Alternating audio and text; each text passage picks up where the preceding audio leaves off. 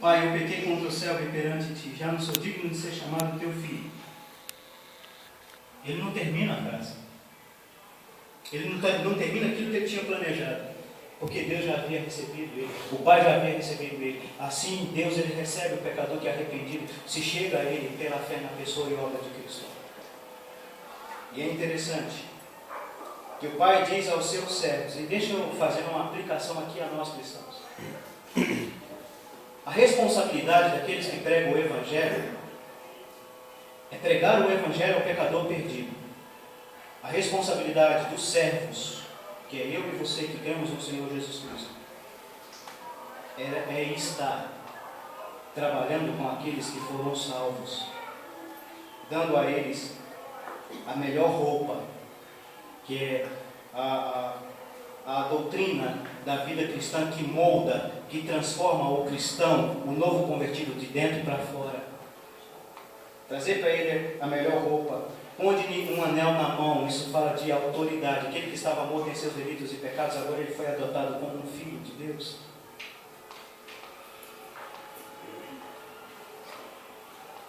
E matar e o bezerro cevado, isso fala da comunhão, de receber ele na comunhão da igreja local. Na comunhão da igreja local. E trazer sandálias para os pés, de ensinar ele que agora ele tem que andar e viver como uma nova criatura.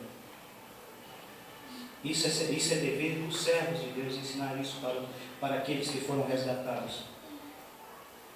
Mas o dever do evangelista é ir pregar o evangelho ao pecador perdido, que se encontra longe. Não é ensinar a doutrina de igreja, não, é anunciar a salvação de Cristo para o pecador. Depois que ele converte aqui, eu e você, como servos de Deus, devemos ensinar a ele agora as verdades da palavra de Deus, que são ilustradas aqui por cada uma dessas coisas.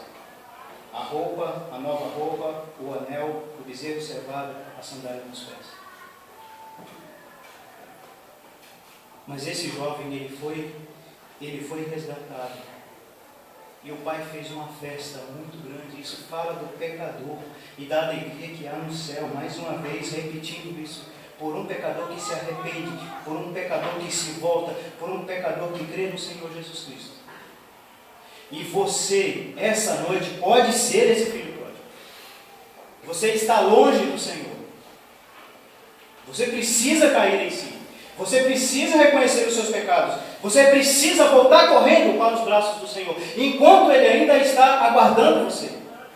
Porque vai chegar um momento em que Deus não vai estar te aguardando mais não. Quando Ele vier buscar a sua igreja, a porta da salvação vai fechar para você. E se você morrer sem Cristo, também o seu destino será selado. Se você morrer sem Cristo, o seu destino será selado. E a porta da salvação também vai fechar para você. Então, enquanto o Pai está de braços abertos, volta, corre para Ele. Venha, Ele vai te receber. Deus ele não vai rejeitar você. Venha. Ele vai perdoar os seus pecados. Ele vai te dar a vida eterna. Ele vai te dar a salvação da sua alma. Mas quantas pessoas estão como esse segundo filho? Esse segundo filho é interessante. Ele, versículo 25, e o seu filho mais velho estava no campo. É a figura do quê?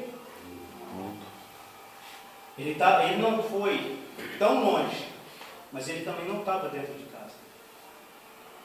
Ele estava fora de casa, no campo.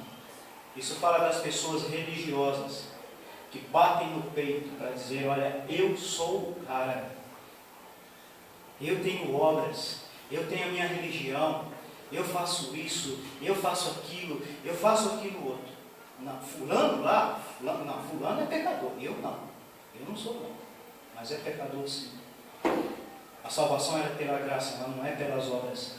Ninguém vai ser justificado diante de Deus pelas obras da lei, vai ser pela graça. Mas muita gente tem esse conceito errado. E esse jovem estava fora de casa. Ele estava longe do pai também. Estava separado do pai também. E existe pessoa dentro das igrejas que estão nessa situação. Acha que serão salvos porque eles são filhos de crentes. Acha que serão salvos porque eles frequentam as reuniões da igreja, porque muitas das vezes foram batizadas, porque muitas das vezes cantam, porque muitas das vezes oram, porque muitas das vezes até pregam.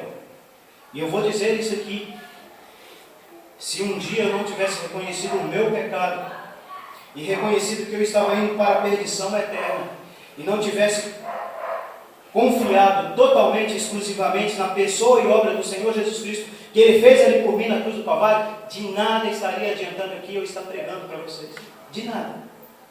Porque o que salva é Cristo e a sua obra redentora na cruz do Calvário. Mas esse jovem aqui ilustra essas pessoas que estão tão perto do reino, mas sem salvação, como diz aquele hino. Tão perto do reino, porém sem Jesus e sem perdão. Quantas pessoas que estão desse jeito? E é interessante que o Pai vai instar com o Filho. Deus deseja que essas pessoas sejam salvas. 1 Timóteo capítulo 2, versículo 4. Deus deseja que todos os homens sejam salvos. Deus deseja que essas pessoas sejam salvas. Por isso o Pai estava estando com esse filho, desejando que esse filho entrasse. Mas na sua Bíblia termina dizendo que ele entrou? Termina? Termina? Por que não termina? Termina com o Pai instando, né? Falando com ele, mas não termina com ele entrando. Você sabe por quê?